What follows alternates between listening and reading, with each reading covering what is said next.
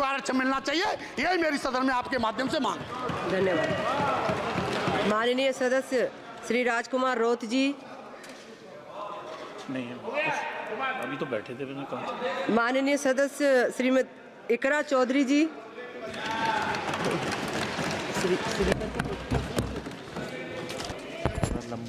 Thank you, Speaker, ma'am. I rise to speak on the demand for grants of the Ministry of Education. And while the Union Ministry of Education recently celebrated the 4th anniversary of NEP 2020 with the week-long Shiksha Saptah, this grandstanding does nothing to address the stark reality. And as a member who have very recently been a student too, I would like to shed some light on the facets that are not as rosy as the government might think. Despite NEP 2020's clear directive and the Kothari Commission's long-standing recommendation for 6% of GDP in education, the Ministry of Education's allocation is less than half of what has been recommended. The biggest cut has been for the University Grants Commission, which saw a 61% dropping from 6,409 crores to only 25 crore this time, which will affect the higher education of our country. And in 2020, India's average learning adjusted years of schooling was 7.1 years, lagging behind countries like Mexico, Kenya, Sri Lanka, Iran, UAE, and even Palestine. The foundational skills are alarmingly weak among 14 to 18-year-olds. About 25% of those surveyed couldn't read a standard 2-level text in their regional language, and only 43% could solve a simple division problem. Shockingly, nearly 43% of undergraduate students also struggled with basic division. This report is a testament to the fact that in reality our education system has failed to educate a large section of the population, especially students from underprivileged backgrounds dependent on state-run education.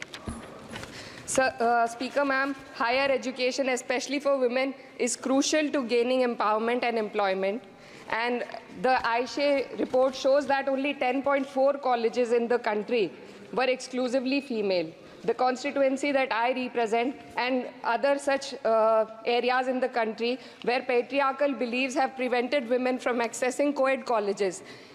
Therefore, we need women specialized institutions so that women can get educated and get further in the society.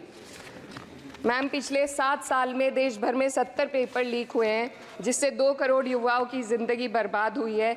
NEET, net और अन्य ऐसे paper leak से हमारे देश की परीक्षा कराने वाली संस्थानों की छवि पर गहरा धब्बा लगा है, और जिसके कारण देश के युवा का इस सरकार के निष्पक्ष परीक्षा कराने की क्षमता से भरोसा उठ चुका है।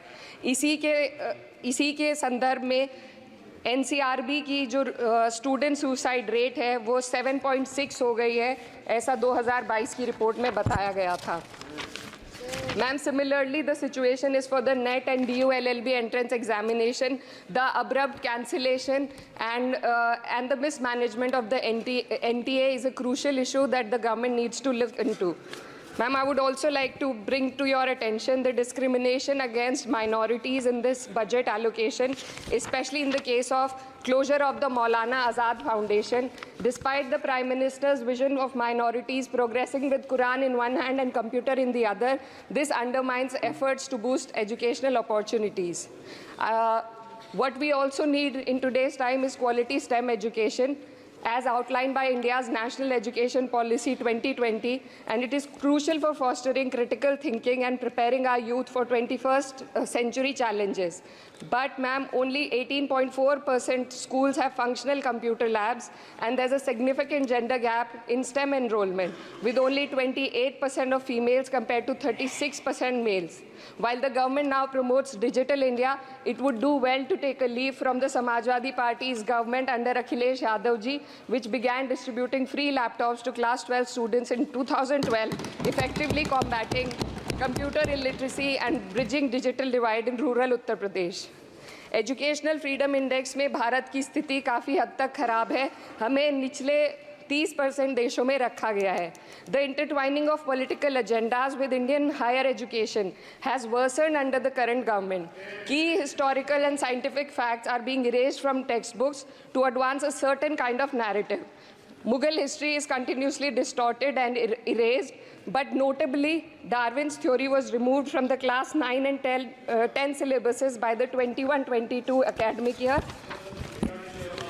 And the topic of evolution was completely excised from school textbooks. This distortion of educational content undermines academic integrity and damages India's educational ethos. Ma'am, when we are competing for the in the world with first-class countries, we also need to look into why our students need coaching in spite of having schools and higher education and those funded by the government. The incident of 3 students dying in UPSC coaching has once again exposed the harsh reality, just a minute, man, and plight of a significant segment of our population. These young individuals, hopeful of securing government jobs, endure poor living conditions in places like Kota and Rajendra Nagar. This situation calls for a deeper reflection on the shortcomings of our outdated education system. The coaching industry in India has become a critical part of the educational landscape due to the failures of the traditional schooling system. The national education policy fails to address why students rely on coaching in the first place. So, ma'am, I would like to end with certain demands to the minister for my constituency. मेरे संसदीय क्षेत्र कैराना में आपके माध्यम से सरकार से मैं मांग करती हूँ कि विजय सिंह पथिक डिग्री कॉलेज कैराना में बीएड, LLB जैसे कोर्सेज शुरू किए जाने चाहिए जिनसे युवा और महिला अपने रोजगार खुद ढूंढ सके. जनपद शामली के कैराना और ऊन में और सहारनपुर के नकुड़ में गर्ल्स डिग्री कॉलेज और गर्ल्स हॉस्टल खोले जाएं. जनपद शामली में नया केंद्रीय विद्यालय व जवाहर नवोदय विद्यालय खोलने जाने की मांग करती हूँ और मां शकंभरी देवी विश्वविद्यालय